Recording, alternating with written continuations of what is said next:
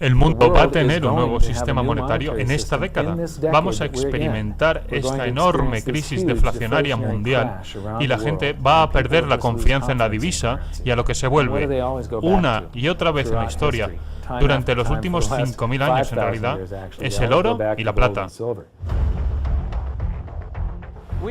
Estamos entrando en un periodo de crisis financiera que será la más grande conocida hasta ahora. La transferencia de riqueza que tendrá lugar en esta década es la mayor transferencia de riqueza de la historia. La riqueza no se destruye, es simplemente transferida, y eso significa que en el lado opuesto de cada crisis hay una oportunidad. Las buenas noticias es que todo lo que necesitas hacer para transformar esta crisis en tu oportunidad es educarte. Creo que la mejor inversión que puedes hacer en tu vida es tu propia educación. Educarse en la historia del dinero, educarse en las finanzas, educarse en cómo funciona la economía global, educarse en cómo todos estos, los banqueros centrales, la bolsa, cómo te pueden engañar, cómo pueden timarte. Si aprendes lo que está pasando y cómo funciona el mundo financiero, te puedes posicionar en el extremo correcto de esta transferencia de riqueza. Winston Churchill dijo una vez que cuanto más hacia atrás mires en el tiempo, más verás el futuro. Este programa consiste en crearte tu propia bola de cristal, ser capaz de asomarse al futuro, ser capaz de cambiar esta crisis, la mayor de la historia de la humanidad, en tu gran oportunidad.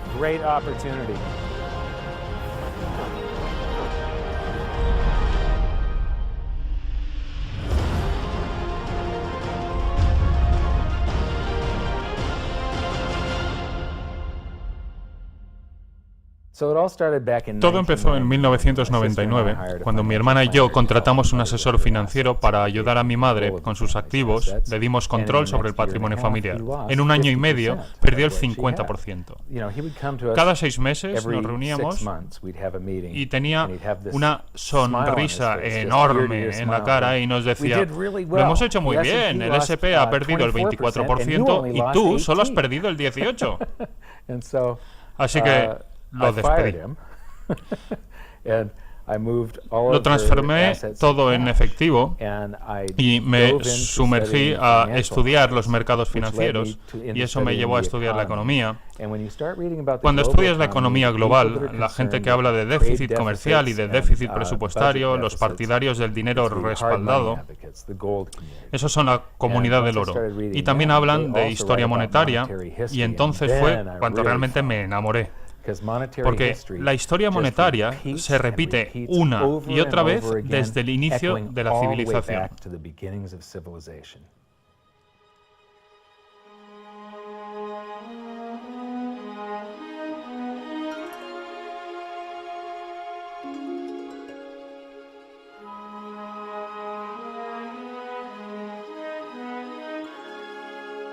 Gold and silver have been the predominant currencies for about 5,000 years.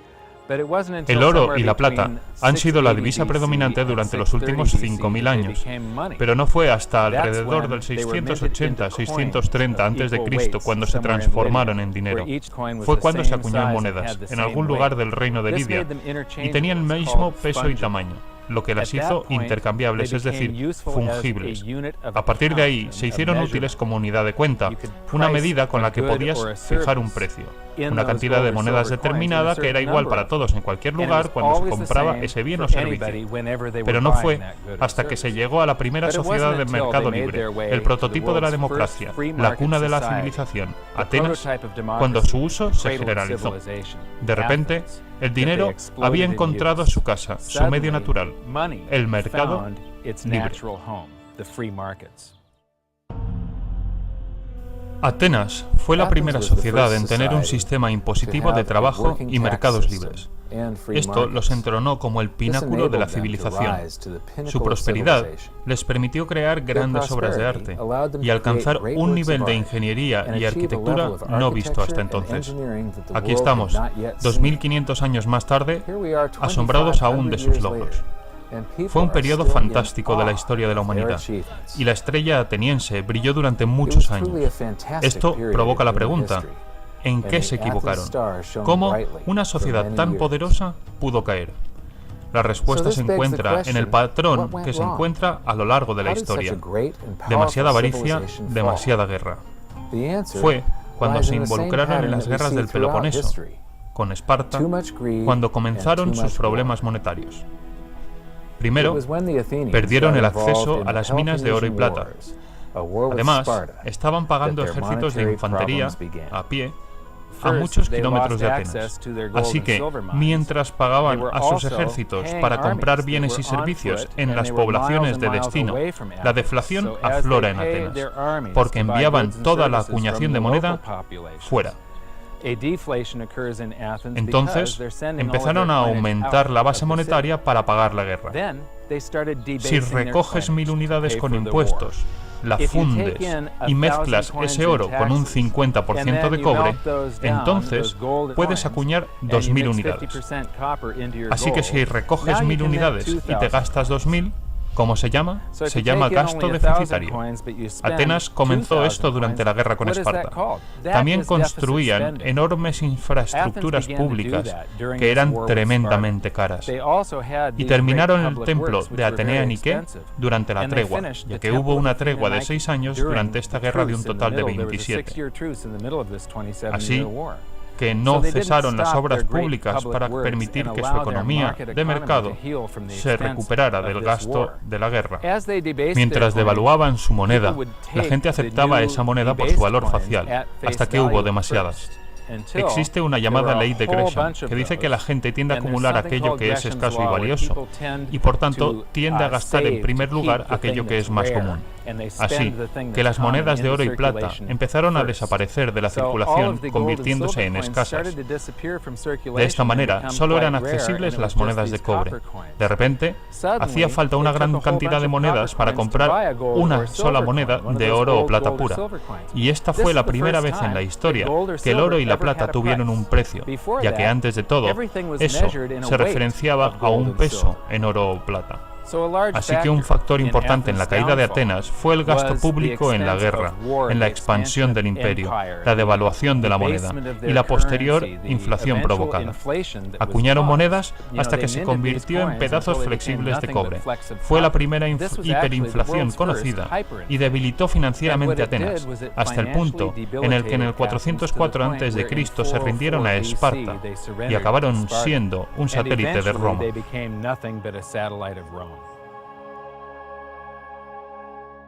Lo que me maravilla es cómo la historia se repite y se repite y se repite y nunca aprendemos de nuestros errores estúpidos. Repetimos esos errores una y otra vez. Hoy estamos haciendo lo mismo que los atenienses, lo que provocó la pérdida de su cultura. Estamos devaluando de la misma manera, manteniendo el mismo gasto público y por las mismas razones, por la guerra y por las grandes obras públicas.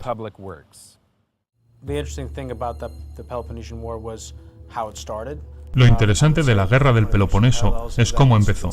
Diría que uno de los paralelismos es que empezó con Atenas en su apogeo y un nivel de arrogancia que les llevó a apuntar hacia Roma.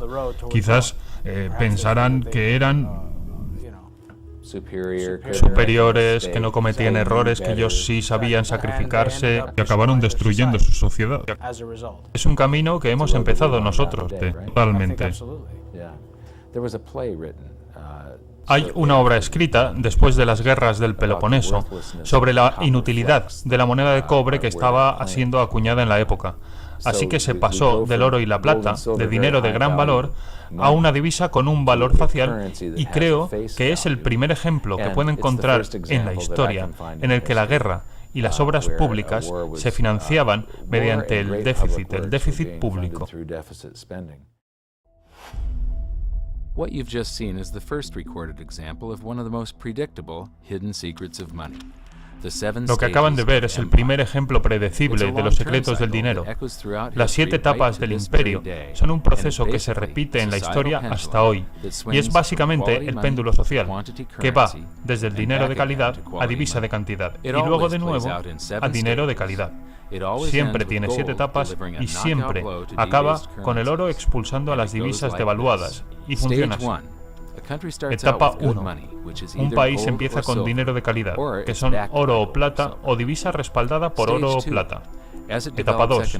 Conforme se desarrolla económica y socialmente, el Estado empieza a tener cargas económicas, añadiendo capas de obra y gasto público. Etapa 3.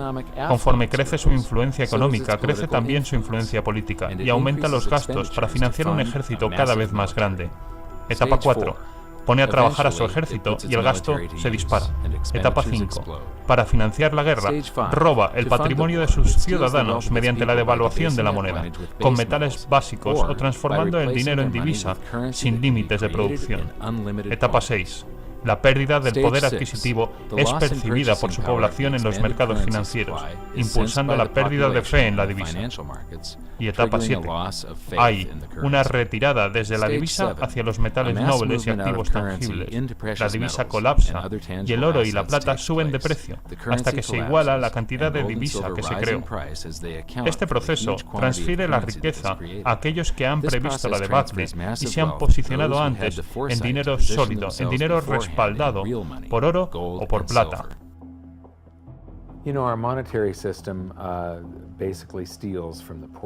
Nuestro sistema monetario, básicamente, roba a las clases pobres y medias y transfiere la riqueza a los bancos. Lo hemos visto en la historia y se repite una y otra vez. Lo que está pasando hoy en Grecia es lo mismo que pasó en el 407 a.C. El gasto público para financiar todas estas obras públicas y la devaluación de la moneda les llevó a ser un satélite de Roma. Hoy son un satélite de los bancos.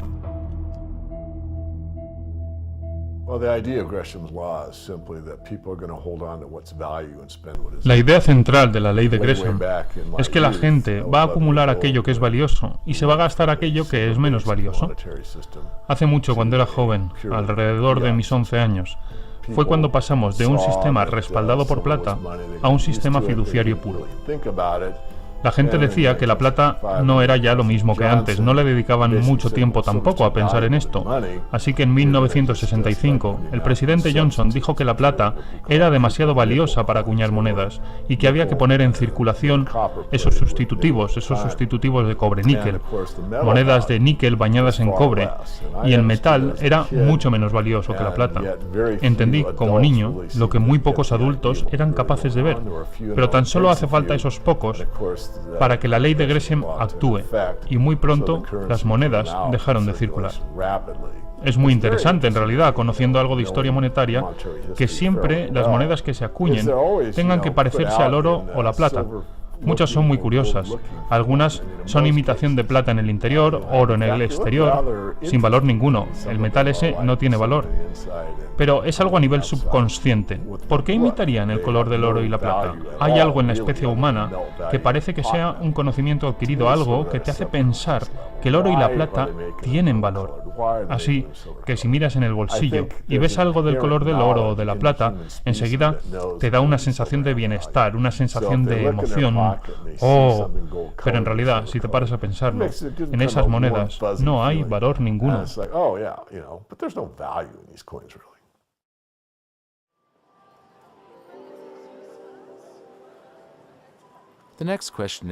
La siguiente pregunta es: ¿cómo me afecta esto a mí? Mi siguiente parada era en Londres, donde se me pidió que diera una charla a un grupo de empresarios.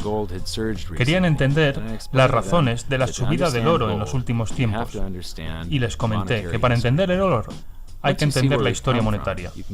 Cuando ves de dónde venimos, puedes ver más claras cómo son las 7 etapas de un imperio y cómo se están desarrollando ahora mismo. No nos permitieron grabar sus caras, pero sí grabar mi ponencia. Aquí está, los últimos 140 años de historia monetaria condensada en 10 minutos. Tened presentes las 7 etapas del imperio, a ver si sois capaces de observar las señales. Todo el mundo cree que el dólar es tan bueno como el oro, y en realidad no lo ha sido desde 1971. Estos son los sistemas monetarios del mundo, desde 1873, cuando Alemania se regía por el patrón oro clásico, donde cada unidad de divisa estaba respaldada por una cantidad equivalente en oro guardado en la tesorería. En los Estados Unidos, por ejemplo, un billete de $20 equivalía a una pieza de oro de $20 guardada en las cámaras. Es decir, que tú podías entrar en cualquier banco, entregar tu divisa, que no era más que un recibo por el dinero, es decir, un cheque por valor del dinero, y entonces pedías tu dinero de oro y plata, y te lo entregaban. Esto era divisa y esto era dinero. No había ninguna otra razón para que los gobiernos guardaran oro en sus cámaras más que la de respaldar la divisa impresa. El oro le da confianza a la divisa, y la divisa le da a los gobiernos la posibilidad de comenzar con la estafa, porque imprimen recibos por oro y luego se empiezan a imprimir más recibos que oro existe en realidad. Eso ocurrió durante la Primera Guerra Mundial. Durante el combate cesaron los derechos de rescate del oro y ya no podías ir al banco y cambiar tus libras, tus liras, tus marcos, tus francos por oro. Ya no eran cambiables por oro. Pusieron en marcha las prensas para imprimir como locos. Luego, entre guerras, funcionó algo llamado el patrón intercambio de oro, en el que las divisas estaban respaldadas por oro, pero solo parcialmente. En los Estados Unidos, bajo el Acta de la Reserva Federal de 1913, se le autorizó a imprimir billetes de $50 respaldados solo por $20 de oro, es decir, un 40% de respaldo. Por cada $20 en las cámaras podían imprimir $50. $20 gold piece in the vault, they could put $50 in circulation. We're the dollars of the nation on parade. We're the biggest batch of dollars ever made. Oh, we used to march by millions, but now we march by billions, and maybe we'll be trillions for your dead. We're the dollars. Then we get to 1944. Now, during both wars, Europe paid the U.S. with gold. During World War I, llegamos a 1944. Durante las guerras, Europa pagaba a los Estados Unidos con oro. Durante la primera, los Estados Unidos entraron en el conflicto casi al final. No había tropas sobre el terreno hasta los últimos 6 meses. Durante aproximadamente 4 años os estuvimos vendiendo, es decir, vosotros habíais mandado a vuestros jóvenes al frente desde las granjas y fábricas que manufacturaban bienes de consumo, y las fábricas empezaron a manufacturar metralletas o tanques, mientras antes se fabricaban coches. Así que la economía estaba enfocada a la guerra y todos los bienes de consumo y agricultura tenían que importarse de los Estados Unidos, todo pagado con oro. En la Segunda Guerra Mundial, Hitler comienza con el ruido de sables en 1936. Anexiona a Austria en 1938, invade Polonia en el 39, y fue en 1941 cuando se ataca Pearl Harbor. Y no mandamos tropas hasta agosto del 42, creo. De nuevo, durante 6 años nos pagabais en oro y os vendíamos de todo. De aquí viene el mito americano de que la guerra es buena para la economía, y lo es si no estás implicado, y si estás vendiendo a los participantes absolutamente todos los bienes que están necesitando. Yes, America's national income gets bigger and bigger. In 1943, it was $142 billion. That was double the 1939 figure, triple the figure for 1933. But by the end of World War II, the U.S. had 2/3 of all the world's monetary gold. Al final de la Segunda Guerra Mundial, los Estados Unidos tenían 2/3 de las reservas mundiales de oro, y el resto del mundo se tenía que repartir el resto. Europa no tenía nada, así que el sistema monetario mundial no iba a sostenerse, iba a colapsar. Pero todavía estaban todos estos préstamos en dólares para Europa, que estaba inundada literalmente de dólares.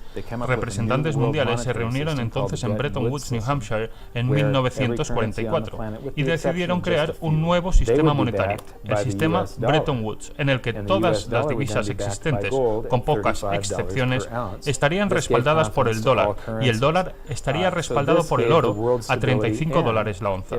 Esto dio confianza en las divisas y estabilidad al mundo, y vinculaba todas las divisas entre ellas a través del dólar y por medio del oro. No existía el forex, las divisas no fluctuaban, los tipos de intercambio se fijaban cada año, y esto ayudó a relanzar el comercio internacional. Entonces comienza el patrón dólar, porque seguíamos imprimiendo dólares. Según Bretton Woods, no había ninguna proporción en la que el dólar debía respaldarse por el oro.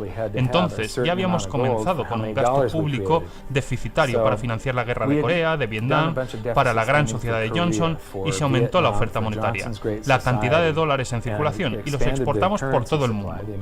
Luego, en los 60, De Gaulle se da cuenta de que no tenemos oro suficiente para respaldar el dólar. Le fait que beaucoup d'États acceptent par principe des dollars au même titre que de l'or entraîne les Américains à s'endetter, et à s'endetter gratuitement vis-à-vis de l'étranger, car ce qu'ils lui doivent, ils le lui payent avec des dollars qu'il ne tient qu'à eux d'émettre.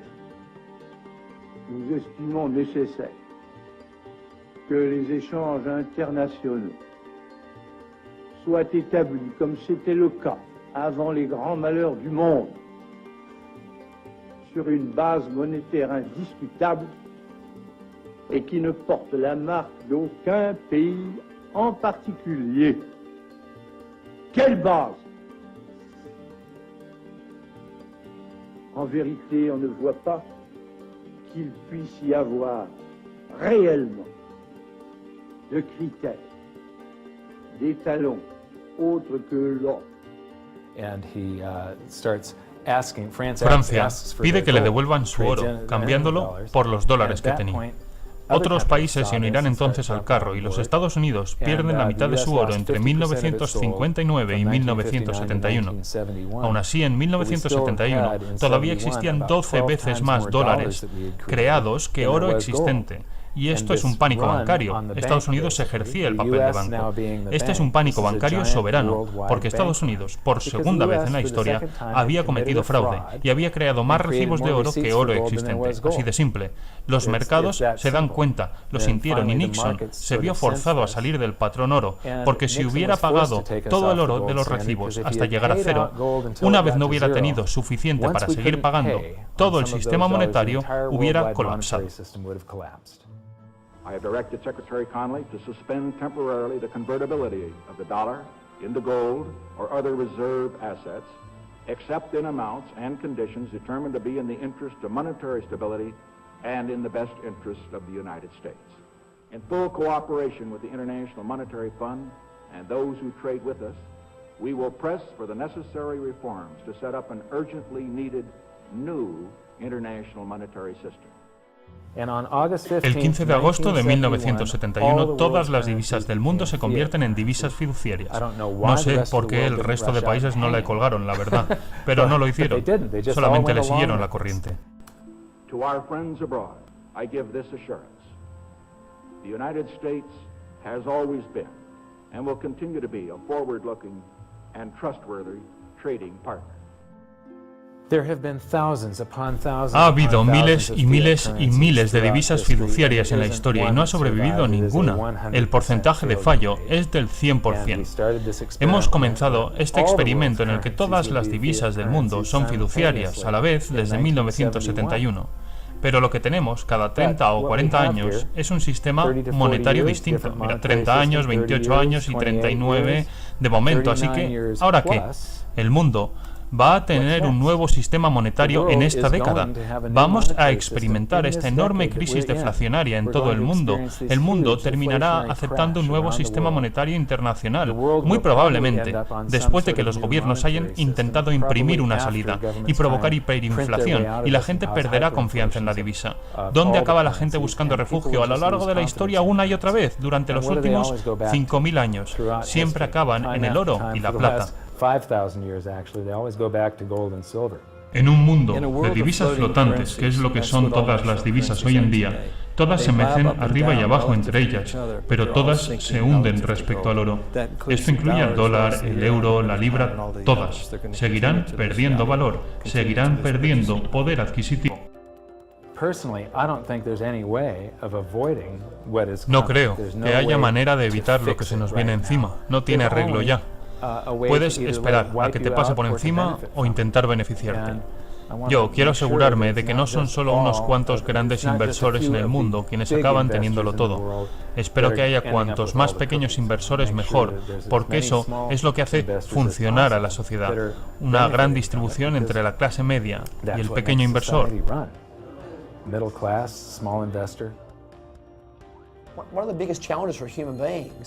Uno de los desafíos de la especie es que estamos diseñados para operar en inminencia. Esto está literalmente en mis entrañas. Cuando estoy en la selva, o bien estoy buscando algo de comer o asegurándome de que no soy comida. Eso se traslada al mundo moderno, en que solo pensamos en lo que está frente a nosotros, en la inmediatez. Pensamos que la semana pasada es hace mucho tiempo. En el mundo YouTube, Facebook, mensajes instantáneos, pensamos que 3 segundos es mucho tiempo. ¿Te llegó el correo ya? ¿Ya lo has colgado? La realidad es que si observas la historia, no una semana, ni un mes, ni un año, quiero decir décadas, quiero decir 100 años, quiero decir 200 años o más que eso, puedes empezar a ver patrones. Puedes ver que algo ocurre porque la historia se repite y hay una tendencia y hay unos movimientos de los que puedes aprender. Tienes de verdad que dejar atrás tus instintos humanos para observar la historia, porque nos centramos en el ahora, porque eso es comer o ser comido. Hay que ir más allá y no centrarse en el aquí y ahora. Hay que aprender eso tan poderoso que es lo que pasó, porque eso te puede mostrar patrones y dar indicaciones sobre qué es lo que puede ocurrir en el futuro.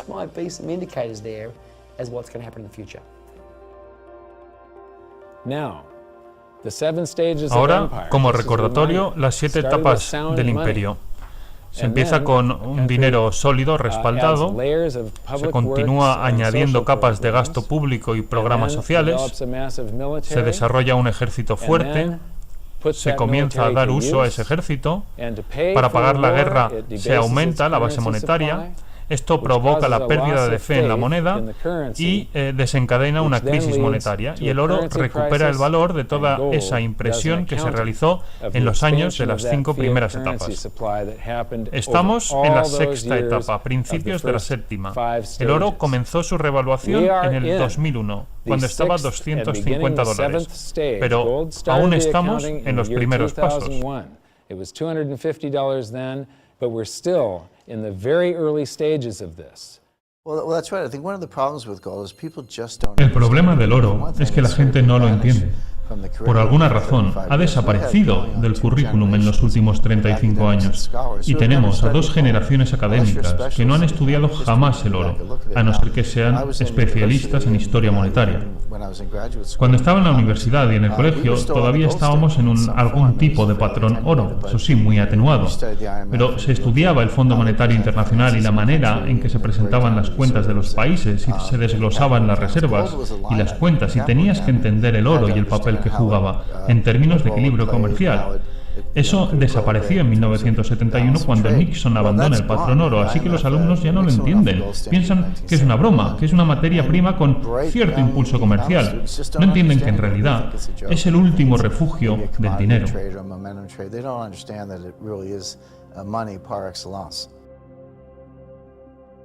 Hemos aprendido que el dinero se creó aproximadamente en el 630 a.C., cuando se convirtió en fungible. Fueron los mercados libres y el dinero respaldado lo que ayudó a la prosperidad ateniense, pero la devaluación de la divisa para financiar el déficit público de guerras y obras públicas jugaron un importante papel en su caída. Durante los últimos 140 años hemos devaluado nuestras divisas hasta el punto en el que 2 generaciones de estudiantes ni siquiera entienden el oro. Hemos aprendido la ley de Gresham, que el dinero malo hace desaparecer al dinero bueno. En la historia reciente, cada 40 años más o menos, hemos visto un cambio en el sistema monetario, y hemos visto que estamos en la 6ª de las 7 etapas del imperio. Suficiente para este capítulo. Acompáñenme en el siguiente, en el que trataremos sobre el caótico estado del patrón dólar americano y cómo puede afectarle sin importar su lugar de residencia. Cuando escribí mi libro, dije que estábamos entrando en un periodo en el que afrontaríamos la mayor transferencia de riqueza de la historia de la humanidad, y por tanto, es la mayor oportunidad en la historia de la humanidad. He convertido en mi misión ayudar a la mayor cantidad de gente posible a atravesar esta crisis y posicionarse en el lado bueno de esta transferencia. Acabo de terminar una ponencia llamada ¿Cómo se revelará la 7ª etapa?, donde detallo qué estoy haciendo personalmente para prepararme para distintos escenarios. Lo pueden ver en hiddensecretsofmoney.com como parte de la información gratuita. Así que mi desafío es que encuentren un ejemplo en la historia de una crisis provocada por demasiado gasto público y demasiada deuda y demasiada divisa que sea resuelta con más gasto público, más deuda y más impresión de divisa. Hasta entonces, buena suerte y nos vemos en la presentación de hiddensecretsofmoney.com. Gracias.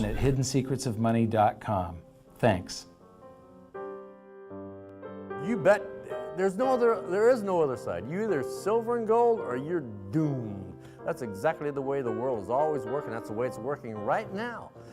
Turn on the television, watch with the price of gold. Look at the dollar going down. Gold's going up. Silver's going up. That's exactly the way it's always worked, and it's always worked that way, and it's working that way now. And why is anyone surprised?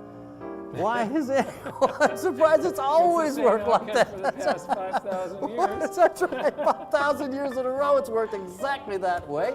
It's happening that way now. And ooh, wait a minute here. Weird. Beyond weird.